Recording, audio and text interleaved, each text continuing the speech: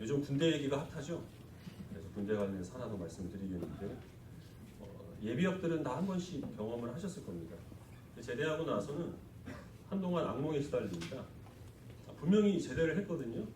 그래서 집에서 생활을 하고 있었는데 자고서 눈을 떠보니까 사방이 국방색이에요. 아직 제대를 안 한 거죠. 그럼 제대를 한 게 꿈이었나? 아니 어떻게 된 거지? 근데 이제 다시 한번 거기서 이제 꿈에서 깨어나게 됩니다. 좀 식은땀을 흘리면서 내가 악몽을 꿨구나. 그리고 이제 안도의 한숨을 내쉬게 되는 겁니다. 군대에 있을 때는 정말 밖에 나가고 싶습니다. 군대에 있을 때 생각하는 사회생활이라고 하는 것은 그 휴가 기간이 무한히 연장되는 것, 그것을 상상을 하거든요. 그래서 제대를 하면 이제 내 세상이 올 것이다, 이런 기대를 갖는데, 그런데 사실은 사회에 나가면 더 힘듭니다. 해야 될 게 너무 많거든요. 군대 가기 전에는 군대 간다는 것을 핑계로 해서 미뤄왔던 일들, 제대를 하면 더 이상 미룰 수가 없습니다. 내 장래를 위하여서, 또 취업을 위하여서 정말 무엇인가를 실질적으로 열심히 해야 될 그때가 오기 때문에, 그것은 군대에 있을 때는 상상하지 못했던 그런 중압감으로 다가오는 그런 경우가 있습니다. 근데 생각해보면 우리 인생이라고 하는 것이 다 마찬가지인 것 같아요. 고등학교 3학년 학생들은 빨리 이 시간이 지나갔으면 좋겠다 하는 그런 마음을 다 가질 겁니다. 그래야 비로소 내가 이 공부에서 해방이 되어 자유를 만끽하고 캠퍼스의 낭만을 누리고 정말 내 세상이 오겠지, 그런 기대를 가지고 지금 고3 시간을 보내고 있는 학생들이 있을 텐데, 정작 학교를 졸업하게 되면 기다리고 있기는 뭐가 기다리고 있습니까? 뭘 만끽한다는 거예요.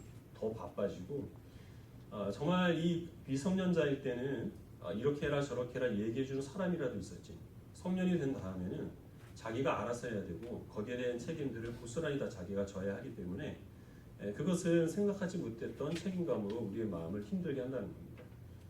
제가 부교육자 생활을 할 때는 불만이 많았습니다.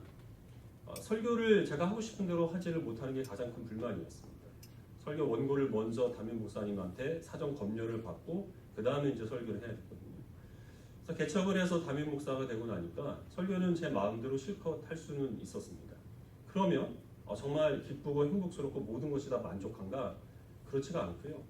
부교육자 사역을 할 때는 상상하지도 못했던 엄청난 부담감이 기다리고 있다는 것을 이제 그제서야 깨닫게 되는 겁니다. 그래서 우리의 삶이라고 하는 것은 어디엔가 우리가 억눌려 있고 무엇인가 지배를 받게 되면 거기에서 벗어났다고 하더라도 무한정한 자유가 우리들에게 주어지는 것이 아니라 또 다른 어떤 것에 지배를 받아야 하는 것, 그게 우리의 인생입니다. 군대 조직의 지배에서 벗어나면 사회의 지배를 받아야 하는 것이고, 미성년자의 굴레에서 벗어나면 성년으로서 짊어져야 하는 책임이 또 기다리고 있는 것이죠. 그래서 어떤 경우에는 그러면 네가 정말 이렇게 사회생활이 힘들면 다시 군대로 들어갈래? 이렇게 물어볼 때가 있죠. 어떤 사람들은 들어간다고 하는 사람도 있습니다. 전역한 다음에 다시 하사관이나 장교로 입대하는 사람도 있지만, 대부분은 그래도 사회생활이 낫다, 이렇게 얘기를 하죠. 지금 대학생들한테 너 대학생활 힘들면 다시 고3으로 돌아갈래? 이렇게 얘기를 하면 아니 그냥 여기 있겠다고 다들 이렇게 얘기를 할 겁니다. 누군가 저한테 다시 부교육자 생활을 하라고 하면 저 그냥 은퇴해버리랍니다. 어떻게 그 생활을 또 합니까?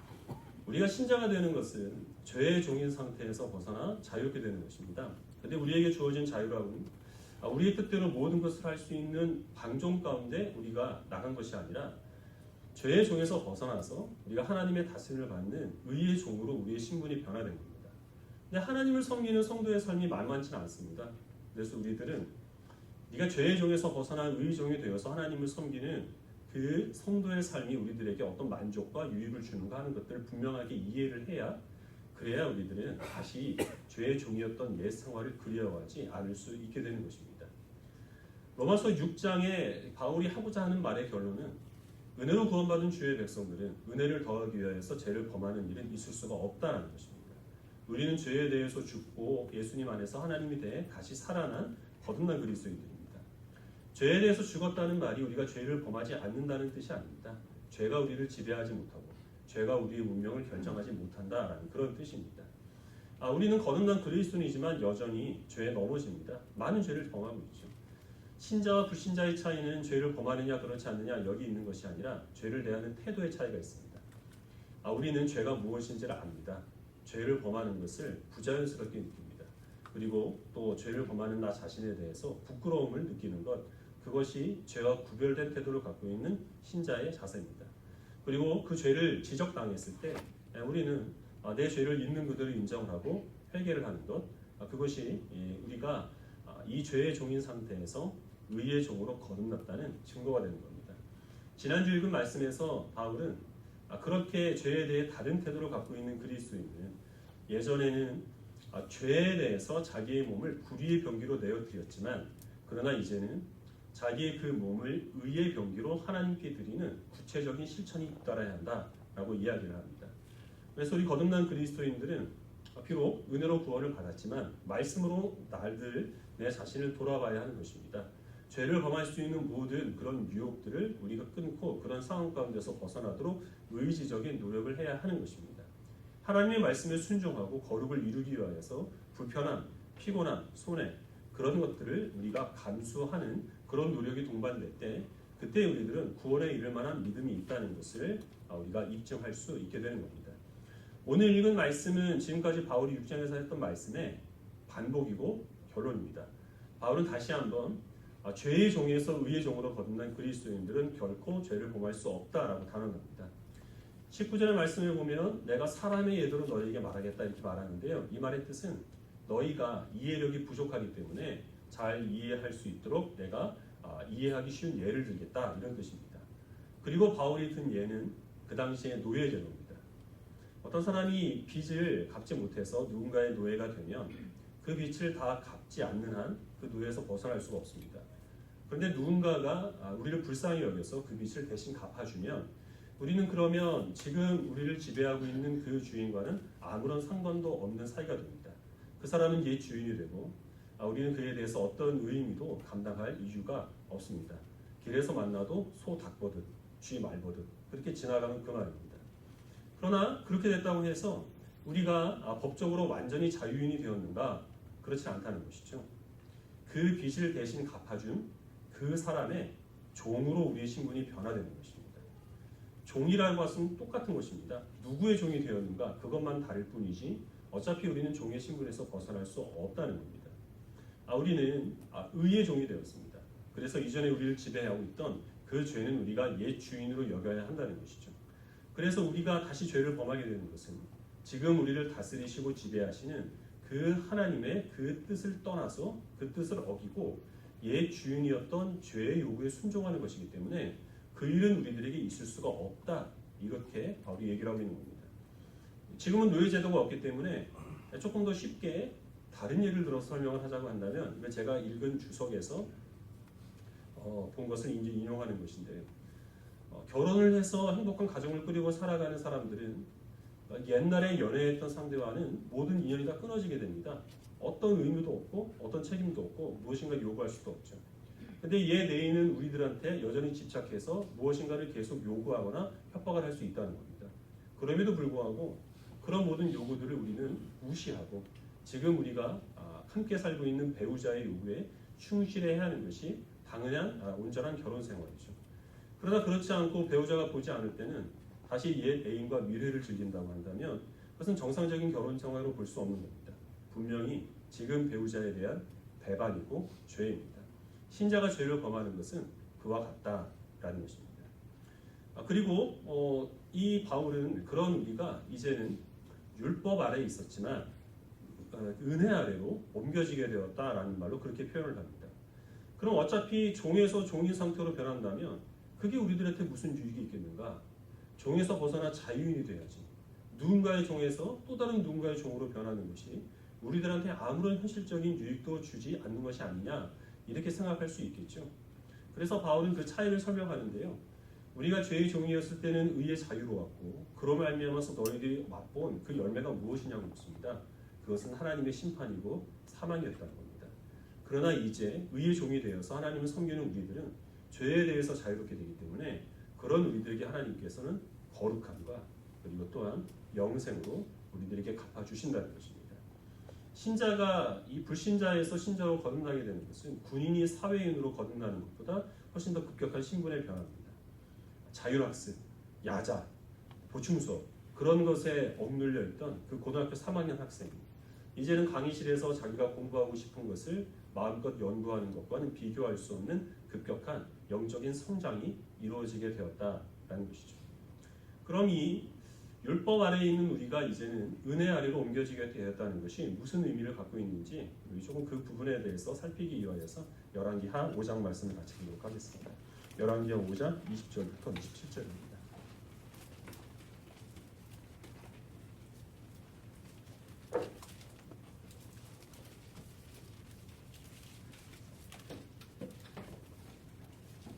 구약성경 568페이지 열왕기하 5장 20절부터 27절까지 20절을 제가 먼저 읽고 한 절씩 교독하겠습니다. 20절을 제가 먼저 읽겠습니다. 하나님의 사람 엘리사의 사환 게하시가 스스로 이르되 내 주인이 이 아람 사람 나아만에게 면하여 주고 그가 가지고 온 것을 그의 손에서 받지 아니하였도다. 여호와께서 살아계심을 두고 맹세하노니 내가 그를 쫓아가서 무엇이든지 그에게서 받으리라 하고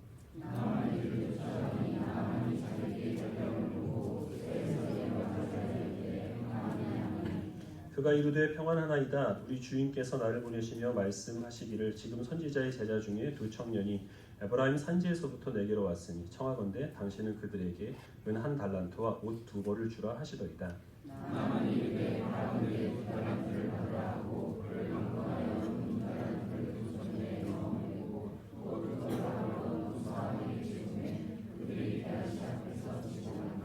언덕에 이르러서는 게하시가 그 물건을 두 사람의 손에서 받아 집에 감추고 그들을 보내 가게 한 후 들어가 그의 주인께서는 엘리사가 이르되 게하시가 내가 어디서 오냐니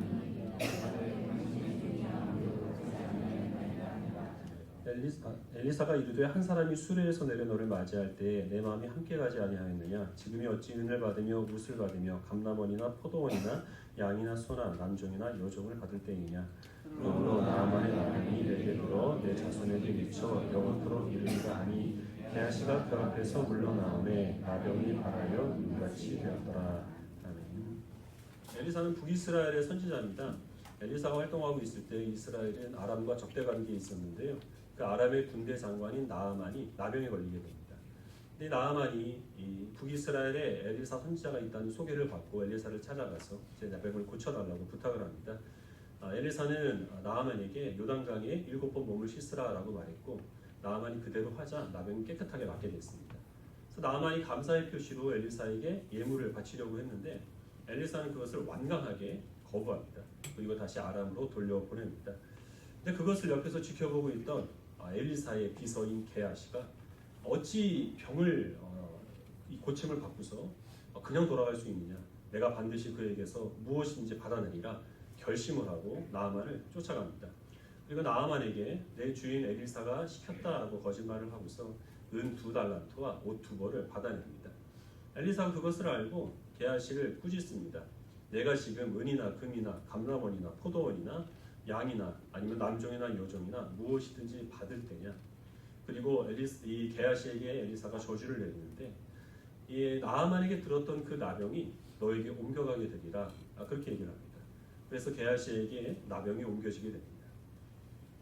거짓말 한마디 했다고 이 멀쩡한 사람을 나병 환자로 만들 수 있겠습니까? 이거 너무 가혹한 거 아니에요? 하나님께서 이렇게 게하시를 심판하실 만한 이유가 분명히 있겠죠. 하나님이 나아만을 고쳐주신 것은 하나님의 은혜를 선포하신 겁니다. 이스라엘 백성들은 하나님을 배반해서 우상을 섬기고 있는데 하나님께서는 하나님의 은혜를 사모하는 사람이라고 한다면 이스라엘의 원수가 된 그 적대국의 이방인이라고 하더라도 그에게 은혜를 베푸시는 역사를 여전히 하나님께서는 이루고 계신다라는 것을 이 사건을 통해서 보여주고 계십니다. 특별히 나병은 구약에서 이 하나님의 그 저주로 정죄된 질병입니다. 부정하게 되어서 하나님의 그 백성 가운데서 끊어질 수밖에 없는 질병입니다. 그런데 이 이방인이고 나병 환자인 이 나아만을 하나님께서 은혜로 고쳐주심으로써 이제는 그 부정한 자를 정결하게 하고 그를 구원하시는 하나님의 은혜의 역사가 이스라엘의 영역을 벗어나 온 열방에 미치게 됨을 하나님께서는 이 나아만을 통하여서 예고하고 계시는 것이죠. 엘리사가 나아만이 바친 그 예물을 완강하게 거부한 이유는 그것이 하나님의 그 은혜가 되어야 되기 때문에 그렇습니다. 은혜라고 하는 것은 자격 없는 자에게 조건 없이 베풀어지는 호의입니다. 그런데 나아만이 자기가 낳은 것에 대해서 감사의 대가로 엘리사에게 무슨 선물을 주게 되면 그것은 은혜가 아니죠. 우리가 병원에 가서 내가 내 돈 주고 진료를 받으면서 의사에게 은혜를 입었다 이렇게 말하는 사람은 없잖아요. 그거는 거래입니다. 이 게하시는 나하만에게 있어서 그가 그 나은 대가로 선물을 받아내는으로써 하나님께서 자격 없는 자에게 조건 없이 베풀어 주신 그 은혜를 거래로 전락시켜 버린 것입니다. 은혜를 거래로 전락시켜 버리는 자에게 하나님께서 일관적으로 대하시는 태도는 심판과 저주입니다. 바울은 너희가 율법 아래 있지 않고 은혜 아래 있다라고 그렇게 말을 합니다. 율법이라고 하는 것은 인과 응보의 원칙입니다. 신상 필벌입니다. 행한 대로 보응하는 것이 율법의 원칙입니다. 그리고 그것은 세상의 법칙입니다. 잘한 사람에겐 상을 주고 못한 사람은 벌을 받는 것, 사람들은 그것을 당연하게 여깁니다. 여기에는 은혜가 끼어들 여지가 없습니다. 하나님께서 우리를 이 인과 응보의 원칙, 율법으로 대하셨다고 한다면 여기 있는 사람 중에서 어느 누구도 구원받을 수 있는 사람은 없습니다. 다 우리가 행한 죄로 인하여서 우리는 하나님의 심판과 저주를 받을 수밖에 없는 그러한 죄인들입니다. 그러나 하나님께서 은혜를 우리에게 베풀어 주셨죠. 게하시는 율법 아래에 있는 사람의 표본입니다. 게하시가 갖고 있는 생각은 그가 하나님의 그 역사로 치유를 받았기 때문에 그에 대한 대가를 받아야만 한다라는 것이 게하시가 취하고 있는 원칙입니다. 그는 율법으로 인하여서 하나님의 은혜를 부인하고 있는 것입니다. 사도행전 8장에서도 비슷한 일이 있는데요. 시몬이라고 하는 마술사가 있습니다. 근데 그 시몬이 사도들이 세례를 주었을 때 그때 성령이 임하는 것을 보고서 사도들에게 성령의 임재를 돈을 주려고 사려고 합니다. 그도 역시 마찬가지로 하나님의 은혜를 거래로 전락시켜 버리려고 하는 것이죠. 성령의 은사라고 할 때 그 은사는 선물이라는 뜻입니다. 선물이라고 하는 것은 받을 자격이 없는 사람에게 어떤 보상을 바라지 않고 일방적으로 베풀어주는 은혜인데 그것을 돈을 주고 거래를 하려고 했다는 것입니다. 그래서 베드로는 그 마술사 시몬에게 은과 함께 네가 망할지어다 라고 저주를 하게 됩니다. 우리는 조건 없는 하나님의 은혜로 구원받은 주의 백성들입니다. 그래서 우리들은 그 은혜에 감사해야 하는 것이지 그 받은 은혜에 대해서 우리가 무엇인가 하나님께 갚겠다, 보상하겠다 이렇게 나서는 것은 은혜를 거래로 전락시켜 버리는 것입니다. 성도가 되어서 우리가 살아가는 것도 우리가 찬송을 통해 고백하는 바와 같이 모두 다 은혜입니다. 은혜가 아니면 우리는 한순간도 살아갈 수 없습니다. 그런데 우리가 그 은혜를 더 많이 받기 위하여서 하나님께 무엇인가를 반대급부로 제시를 하는 것, 그것도 역시 마찬가지로 은혜를 거래로 전락시켜 버리는 것입니다. 열심히 기도하고 하나님께 헌신하고 또 봉사하는 것, 하나님께서 기뻐하시는 귀한 일입니다.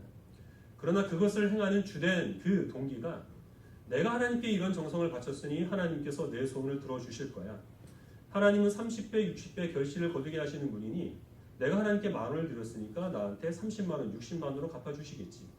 내가 하나님의 그 은사를 열심히 사모하니까 하나님께서는 다른 사람들이 갖지 못한 특별한 성령의 은사를 내게 주셔서 나를 돋보이게 하실 거야. 이러한 마음을 가지고 열심히 기도하고 봉사하는 것은 모두 다 하나님의 은혜를 거래로 전락시켜 버리는 것입니다.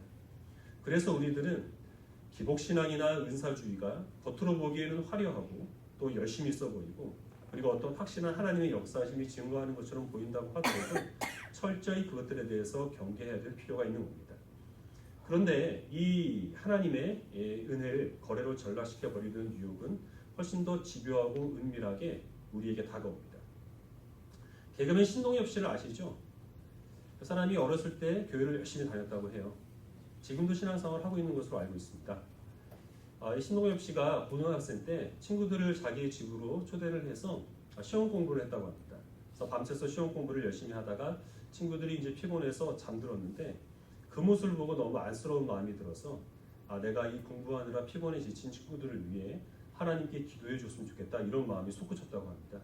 그 친구들 한 사람 한 사람을 놓고 신동엽이 이제 조용하게 기도를 하고 있었는데 갑자기 그래도 내가 기도를 하고 있는데 이 녀석들이 좀 알아야 될 텐데 그런 생각이 들어가지고 기도하는 그 목소리가 점점 커졌대요. 그래서 나중에는 친구들 귀에다 대고 주여 이 친구를 불쌍히 여겨주시고 이렇게 통성으로 기도를 하게 되었다고 합니다. 그런 마음이 들 수 있죠. 기도하다가 내가 그래도 너를 위해서 기도하는 것 좀 알아줬으면 좋겠다는 그런 마음이 들 수 있습니다. 그런데 그렇게 했는데도 그 사람이 몰라주는 한이 있어도 계속해서 우리가 기도를 하게 되면 그러면 그 사람은 은혜 아래 있는 사람입니다. 하나님께서 내게 베풀어 주신 은혜에 감사하면서 친구한테 아무런 대가도 바라지 않고 그를 위해서 섬기는 것이니까 당연히 그것은 은혜로 행하는 일이고 하나님께서는 그것을 기뻐하실 겁니다. 그런데 아무리 귀에다 대고 통성으로 기도해도 이 녀석이 일어나질 않으니 에이 그만 기도해야 되겠다 이렇게 되면 율법 아래에 있는 것이죠.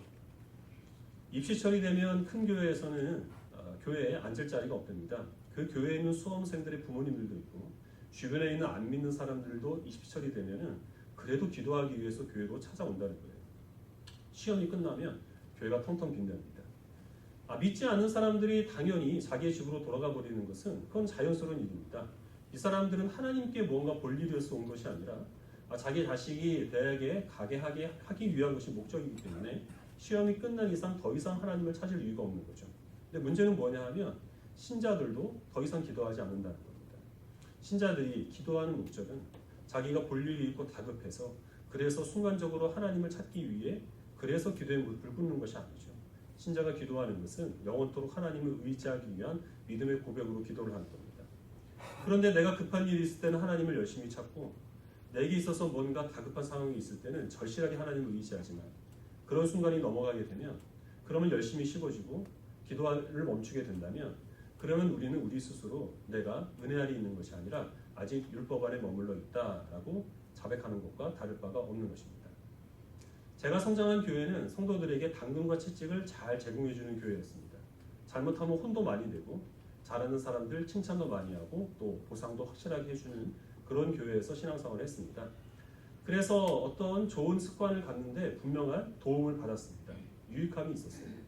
근데 제가 판단한 것은 무엇이냐면 성도들이 당근과 채찍에 너무 길들게 되면 성도들로 하여금 율법 아래에 계속해서 가둬두게 만드는 그런 경향이 있다라는 겁니다. 무엇인가 자극이 있어야만 움직이거든요.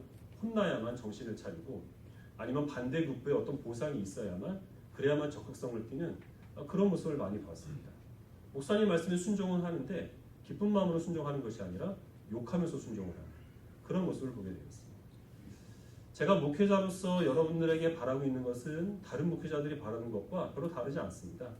저는 우리 나눔과 교회 성도님들이 한 분 한 분 정말 예수님 닮은 모습으로서 교회 안이 아니라 교회 밖에 나가서도 어디서나 여러분들의 정직함, 성실함, 선함, 또 봉사, 희생 이런 것으로서 인정받고 칭찬받는 그런 사람들이 되었으면 하는 바람이 있습니다.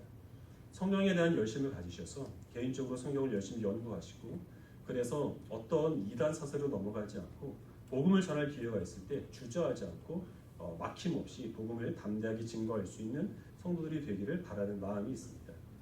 저도 예배드리는 자리, 또 기도회 아니면 여러 가지 교회 모임들 그런 그 자리가 비어 있으면 마음이 정말 좋지 않습니다.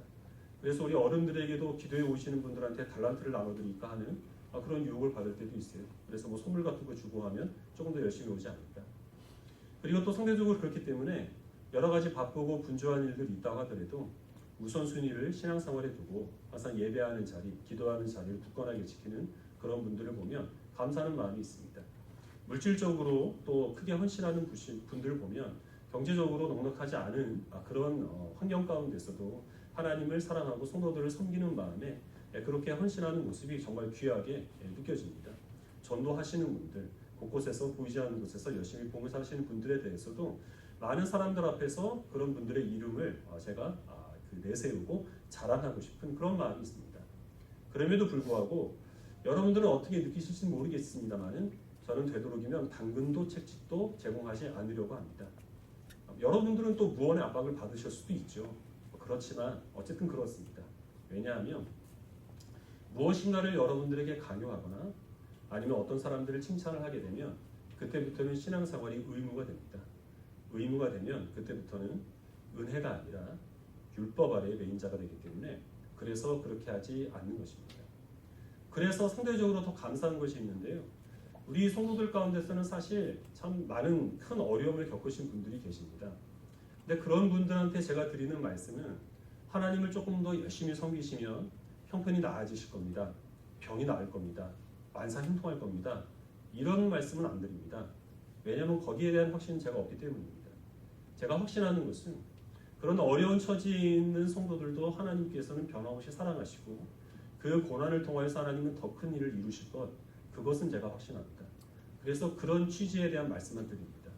그럼에도 불구하고 그런 어려운 일을 당한 성도님들이 믿음이 흔들리지 않고 여전히 하나님을 의지하는 모습을 보면 그는 은혜 아래에 있는 성도이기 때문에 정말 하나님께서 귀하게 여기시겠다라는 그런 확신을 갖게 됩니다. 곳곳에서 수고하시는 많은 분들이 있습니다. 여러분들이 정말 이름도 없이 수고하시기 때문에 우리가 매주 불편함 없이 예배를 드릴 수 있는 것이고 교회가 지금까지 올 수 있었던 것입니다. 그런 이름 없는 섬김이 여러분들이 율법 아래가 아니라 은혜 아래에 있다고 하는 부인할 수 없는 증거가 되는 겁니다. 우리 교회에서 신앙생활하고 있는 주일학교 학생들, 특별히 중고등 학생들을 보면 안 된 마음이 있습니다. 작은 교회의 가장 큰 문제가 사실 교육 부서거든요. 함께 어울릴 수 있는 또래가 없죠. 어른과 함께 예배를 드려야 되니까 지루한 것 제가 잘 알고 있습니다. 제가 신앙생활을 할 때 제가 중고등학생 시절에는 특히 자매님들이 정말 열심히 신앙생활을 했습니다. 그 열심과 비교를 해보면 여러분들이 훨씬 뒤처질 수 있어요. 근데 제가 신앙생활을 할 때에 열심을 냈던 그 자매님들은 사실은 하나님을 섬기는 마음보다 저에게 잘 보이고 싶은 마음이 있었거든요. 그렇기 때문에 그 열심의 양은 여러분들이 떨어질 수 있지만 그럼에도 불구하고 재미가 없고 어울릴 수 있는 또래가 없고 흠모할 만한 이성이 없어도 그럼에도 불구하고 열심히 예배하는 그 자리를 지키는 그런 여러분들의 모습을 하나님께서는 기쁘게 보실 줄 압니다. 자녀가 어렸을 때는 자른 것을 깨워서라도 그 손을 붙들고 교회로 끌고 나오는 것이 부모가 할 일입니다. 그러나 평생 그렇게 자녀를 붙들고 다닐 수는 없습니다. 어떤 순간이 오면 그 자녀가 자기가 하나님을 섬기고 주의 백성으로 살아가는 것이 자기에게 있어서 복이고 유익이라는 사실을 알아서 스스로 하나님을 섬겨야 하는 것이죠. 스스로 주의 말씀에 순종을 해야 합니다. 그것을 어떻게 할 수 있겠습니까? 독립해서 부모의 간섭을 떠나 그 누구의 강요를 받지 않는 바로 그때에 그가 그럼에도 불구하고 여전히 하나님을 섬기는 예배자로 서 있게 되면 그때에서야 이제는 그가 율법 아래에서 은혜 아래로 성장했다라는 것을 보이게 됩니다. 교회가 그런 일들을 해야 할 줄 압니다. 어떤 강요나 간섭이 없이도 성도들 스스로 하나님을 찾아갈 수 있는 그런 길을 제시해야만 그래야만 성도들이 율법 아래에서 은혜로 온전하게 성장할 수 있게 될 줄로 믿습니다. 여러분들이 지금 여기에서 예배를 드리고 있는 예배자로 하나님을 섬기고 있습니다. 여러분들이 하나님을 지금 어떤 마음으로 섬기고 있는가는 지금은 잘 분별하지 못할 수 있습니다. 어느 때 알 수 있게 되느냐면 지금보다 주일에 더 할 일이 많아졌을 때, 주일에 여러분들이 또 만날 사람들이 더 많이 생겼을 때, 그래서 예배를 드리지 않을 많은 이유가 지금보다 더 많이 생겼을 때, 그때에도 여전히 여러분들이 예배하는 자리를 지키고 기도의 물이 연약해지지 않고 하나님의 말씀에 대한 열심이 식어지지 않으면, 그러면 지금은 여러분들은 하나님의 은혜 가운데서 자발적으로 주님을 잘 섬기고 있는 것입니다. 그렇지 않으면 지금 어떤 모습을 보이든지 율법 아래 아직 머물러 있을 가능성이 크다는 사실을 기억하시길 바랍니다. 오늘 말씀의 결론은 그렇기 때문에 잔소리하지 않아도 자발적으로 좀 알아서 하자라는 게 아닙니다. 우리가 먼저 해야 될 것은 하나님의 은혜를 아는 것입니다. 은혜로 우리를 통치하시는 하나님의 마음을 헤아리는 것이 우리가 먼저 해야 될 일입니다. 그 은혜와 사랑이 우리의 마음속에 충만히 주어지게 되면 우리가 어떤 보상이 없어도 누군가의 잔소리나 질책이 없다고 하더라도 우리는 스스로 자발적으로 하나님 말씀에 순종하고 주님을 섬기는 하나님의 백성으로 온전하게 성장하게 될 줄로 믿습니다. 하나님의 은혜를 사모하시고 우리를 은혜로 통치하신 하나님의 마음을 헤아리시길 바랍니다. 자발적인 순종으로 내가 율법이 아니라 은혜 아래에 있는 주의 백성이라는 사실을 증거하기 부족함이 없는 주의 백성들이 다 되시기를 간절히 소원합니다. 기도하겠습니다.